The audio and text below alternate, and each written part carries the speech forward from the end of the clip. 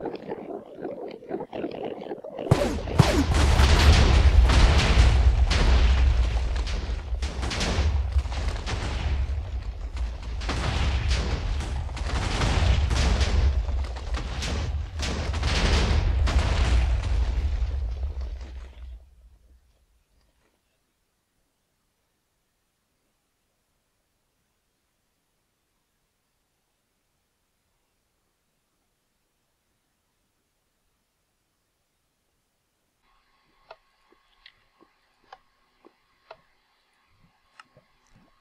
man. Oh man, guys. I had no idea. So apparently if you had a point 0, or anything, point 2, point 8, it puts you at that coordinate. I thought it just rounded it out to 0.5 for everything. Just, I don't know. I guess that's what I thought when I first was testing this. And I guess that's what I assumed forever. So, that works. That's cool. Thank you for the comments that, well, somebody made a comment. Actually, I can look it up here. Thank you, Kevin Scales, for the comment about that. I had no idea. Sweet. So that'll put you right on the pressure plate. And not only that, but it will put you right here. So, we'll see how this works. So, the teleport point for the map is right there, right there at the moment. And it is literally 192.201.0, so it goes right at that spot. So even if I did like 192.0.201.0, that would actually put me right there. Yeah, it'll put me right in the center of 4 blocks here. That's pretty cool. Can't believe I didn't know that. So, yeah. Alright, well, so we're going to see if this works. Basically what it looked like last episode is that every time somebody was over here and somebody get teleported that they hadn't been here before, it only client side looked like they were stuck in the floor. So that's only client side. So if the server was already loaded over here, then they don't fall through the floor. But I've had people fall through the floor if the area isn't loaded for anyone, and then it like teleports them sequentially. So if they do that, they are going to drop, and a little water drop. I'm gonna just put resistance on them and get rid of this water, and resistance for 5.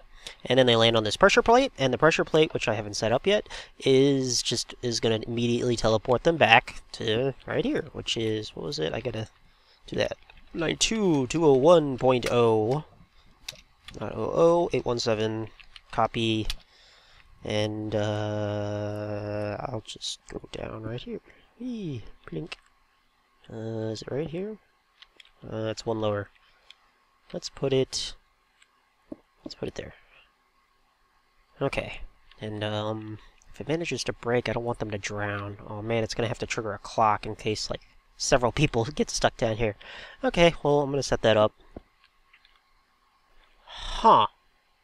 So I think I just discovered a bug. Huh. Okay, let's do that again. Water comes pouring out, so the source block is like right there. So when I put this sign here, it doesn't get rid of the water. What the heck? Okay, let me get in there. Go, go, go, go, go. Ah. Okay, there's no water source block here. Huh. So, apparently I have unupdated water here. That's interesting. I mean, that's not a water source block. Water source block's there. Okay, let's do that. Okay. That's not supposed to happen. What the hell? Okay, this is no MC Edit trick or anything. Alright, I'm gonna do that again. Alright. So the water is pouring down. That's not a source block, actually. It's the one above it. If I pop the sign, if I put a sign there, it doesn't update. Okay. Interesting.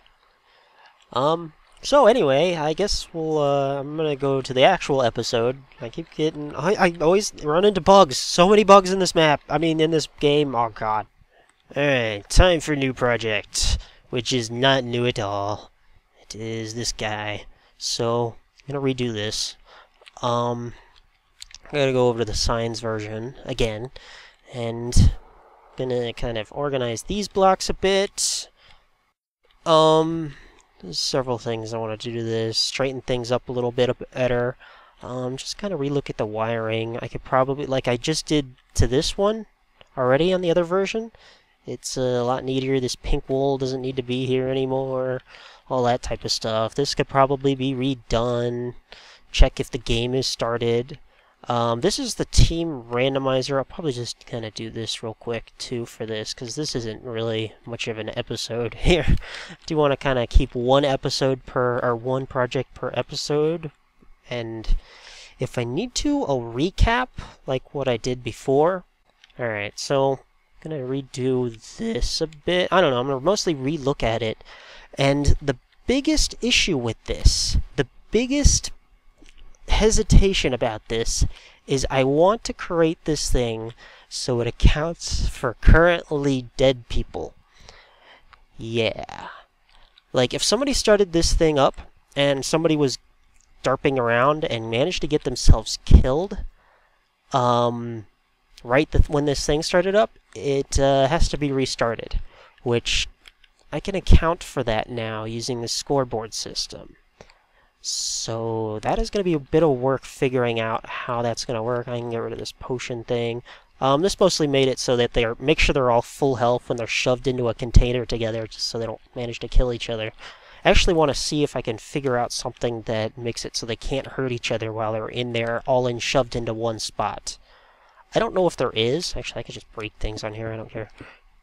So when they're all shoved in here into one spot, and their head is in a half slab, they can still punch each other, which is lame. I wonder if I can figure out something to avoid that. I mean, I can all put them all temporarily on like the same team and put friendly fire on. That's an option. It's so much you can do with the scoreboard system now. So much you can do. This uses the experience system to detect and distinguish between each of these people. If they manage to get themselves killed or do something stupid in there, well, that experience goes away. I'd have to keep inventory while this thing is running, which I don't want to do. I don't want to change game rules just in case. So I can actually, I don't know, I'm going to fiddle with this a bit.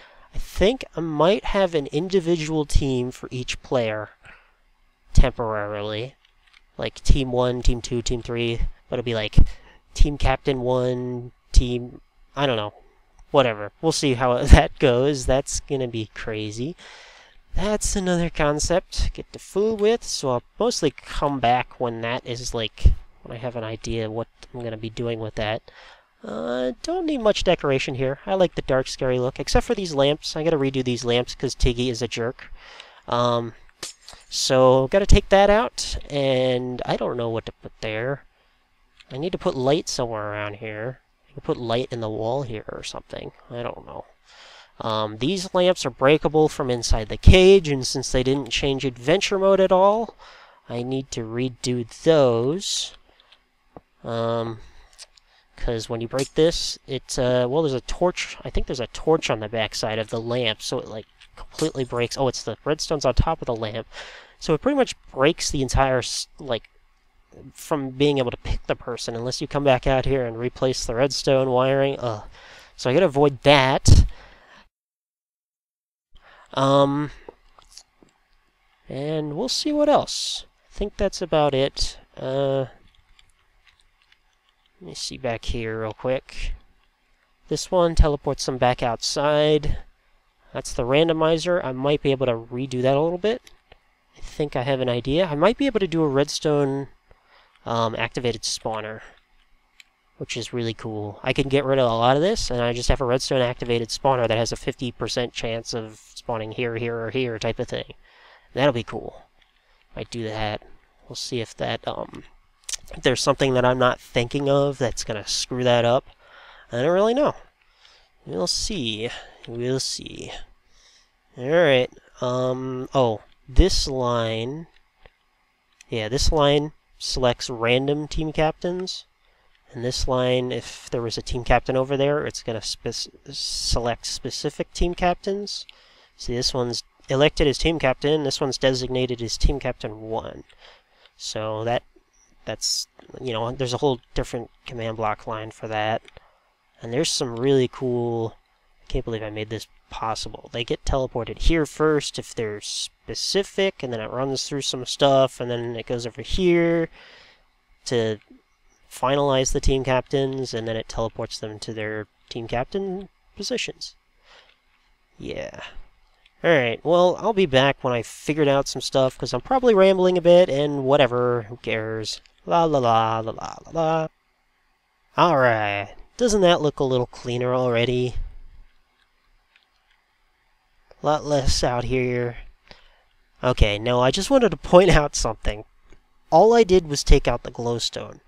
And this is one reason, I mean, minus the particle effects, I mean, you can kind of ignore these after a while. But, yeah, this is one reason why I do the glowstoning after the project's done. Glowstone just draws your eyes like crazy. And it's hard to tell what's what. Get around in there. So just glowstone afterward. It's a lot easier to deal with. Oh, I did do a little bit up here. Isn't this looks a little nicer. A little straighter. Probably going to redo a lot of this anyway, but at least I'll be able to work with it a little bit easier. These are all at the same height, which is cool looking. Yeah. Okay, I think this is going to work. This is going to be the beginning of this thing. And this is going to be the first thing that it's going to do. It's going to test for, not that, it's going to test for the game start. And this should make it so, like if somebody wants to use this machine and don't want the game start option, then it'll work regardless. You know, it'll just work anyway. I might compact this a bit.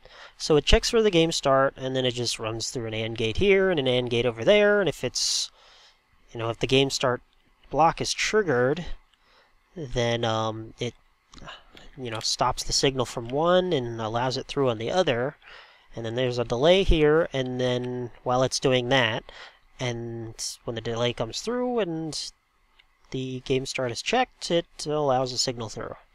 So that will work. And might compact this a little bit more. I don't know what it's going to look like in the end. And then this is just going to send a signal down through the randomizer, or the team captain thing, because it's probably going to be plugged in over there too. And see, that's sending the signal through, so it's going to power, and I'll probably just make it to a pulse, and go through the randomizer. This randomizer is really long because it's kind of fancy and teleports people around. Kind of does a little cool looking effect, which I'm not going to be able to show because I'm only one person. I need like a bunch of people to be able to show it. But, yeah, it looks cool. Trust me. So, it's going to go through the thing, and then it'll reset when it gets back to here. It'll trigger RS NOR and then turn this off. And there we go. Dink. Dink. You can't access this after a game has already started. Done. Alright, this gets its own video, because this got interesting. Alright, let's go check it out. Alright, this should be good. I think so. Oh, right. Okay, I'm in spectator mode, because I made it so. So it's actually going to ignore me and not screw up. And when it finishes doing the randomizer, it should cut off. There it goes. Okay. Now I got a little little debug buttons up here. Now it'll clear my spectator here. So now hit the randomizer, and I'm the only one here. It does have a warm-up kind of area chunk load, and after it does about 5 seconds of letting people load the area, it does the random thing. And for right now, I just have it set to Team 1, Team 2. It's just going to say Team 1 or Team 2. And it'll show my name. And it'll do it to all the players. Maybe I can see if I can grab some players or use some alt accounts and kind of get a better visual of how this works. Alright, I'm in spectator mode, and I got a nice clump of idle hanging out people that are awesome. And I'm going to hit this here, and we get to see what this looks like. So this is kind of how I designed it to kind of look. So, link. So it'll teleport everyone to here, and do the warming up thing, so it's loading the area for them. And then it's going to zip them up there, and sort them. And that's kind of what I'm using, is when they zip down here, it does that little graphical, you can kind of see them zooming, and it looks really cool with like more players even. It's only 4, this is only 4, you know, 2 on 2, and it's usually 4 on 4 games or 6 on 6, so it looks really cool. And yep, that's it. So, a few new things. There's a few new signs, a few new teleport points. I figure it doesn't hurt to throw them in, kind of lay them out, whatever looks better. So this, I guess we'll start from the beginning. The button comes through, activates this. I think I'm in spectator. I have that should be good. Why am I lagging? Alright, oh yeah, I took off the roof, by the way. I figured that was an easier way to work with it. I can just copy and paste this 50 times and just replace the roof. Should be cool. Alright, so to start off here, I guess we'll start from the beginning. The button on the other side of this wall, I can just hit this button instead, because it'll go right into this wire. Goes through this little AND gate here. And if this one's off, it goes through, and it comes up here to this torch, and it turns this on if it goes through, which starts this RS NOR right here. See the torch down there, and shutting this off, and then this just comes back through here and stops the AND gate from allowing any more signals through, and also sends power down here to just power these 2 lamps on the outside, just for decoration's sake. Then it gets sent, at the same time, the signal gets sent to this command block. And like I said before, this one tests the game start, and then there's a delay while this runs, and the torches activate over here and everything. And then when it comes through here, it activates one of these depending on whether the game's been started, which if the game's already started, this will activate. And if the game hasn't started yet, it'll come over here and activate this. I'm going to go ahead and hit the button. So when it gets to there, it's actually going to send the signal down through here. There'll be a nice, this is the long delay, the long 5-second delay. Teleports people up to the top there, and then sends the signal that teleports them out to the podiums or pedestals or whatever there are. Podiums? I've been over this before. I think it's podium. I don't know. I need to look up both words and figure out which word is better. Okay. So this comes to this piston and allows just one signal through. And it tests for all players, which I'll go over in a second. This says player in a radius around the button probably activated the button. You never know. And just says team randomization system. So, test for all players. If there's only one player, it's only going to activate this one block. And this is kind of cool, because this is a way to set it up so it only activates one. If it found 5 people, it activates 5. And this just kind of spreads people out when they get to the platform. So this is R2, see it teleports them to R3, R4, R5. And those are all right here, this new little thing of science. And it just kind of spreads people out when they get teleported to the platform, instead of teleporting everybody into one clump, so they can kind of see what's going on and wait the 5 seconds while the area loads. Let's see. So if it gets, if it finds 15 people, or 14 people, I stopped at 14, it'll teleport them too. And then if there's anybody left, it teleports everybody to the platform, so all players. And this actually works. It teleports people all within the same tick. Even though it's within the same tick, it doesn't screw up anything. It's going to teleport a different person. I've tested this several times. I don't know if it might screw up if there's like 50 people, but I don't think it will. As far as I've seen, it should be alright. So this is actually using minimum radius. So this will be the teleport point. Main 1 is just an area around main 1, which is just the middle of the platform right here. That's main 1. So just everybody that's on this platform.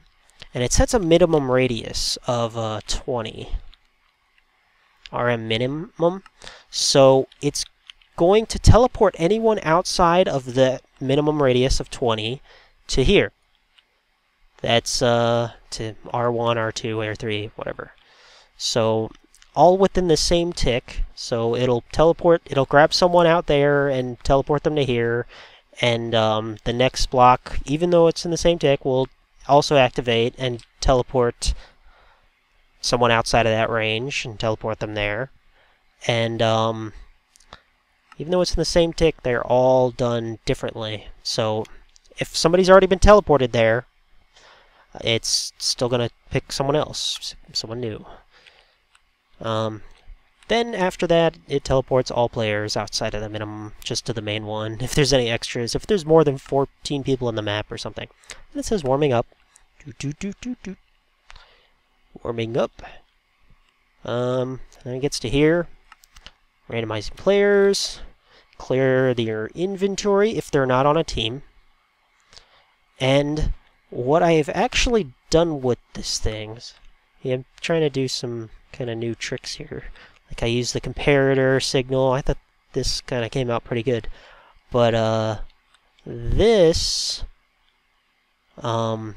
basically this system will now work with all players in the world. So if you're not on a team, it's not limited to 6v6. It'll work with all players now. Regardless. And it only teleports 6 on 6 up to this platforms on the sides here. And if there's more than 6 on 6 and it goes up to 7 on 7, 8 on 8, it just teleports those extra people just down here. And just in a clump, all at the same time. So it's kind of designed for 6 on 6, but I went ahead and added in the extra little bit to make it so it works with more people. Just for that option. Here. Okay, so this just teleports people one at a time in every 2 ticks. So it just grabs a random player from having to fly back and forth. It just grabs a random player that's standing around right here and just teleports them up to this little hole here. And that's just for the effect. Every 2 ticks just throws people up there and it looks really cool. So figured. And it's still really fast. It doesn't really take long to get this whole system done, 10 seconds or something. Or maybe 20 seconds. But still, it's still pretty quick. So that teleports 1 person at a time, just to give it that effect. And this is the 12th person. And then just, if there's 13 people, it just teleports all players that aren't on a team to that thing.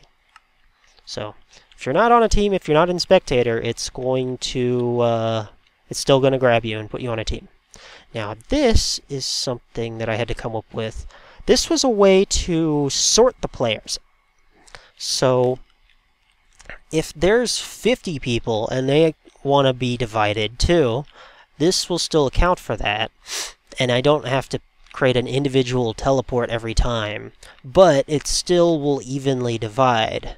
So, that's basically a clock down there that circles around, constantly teleporting people until it finds no more people.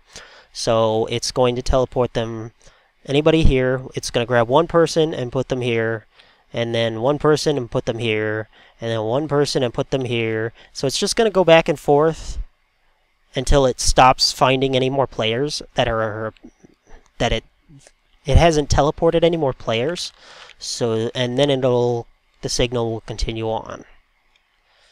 So, show that here. So it'll go through, it'll teleport the first one, and then it'll teleport the second one.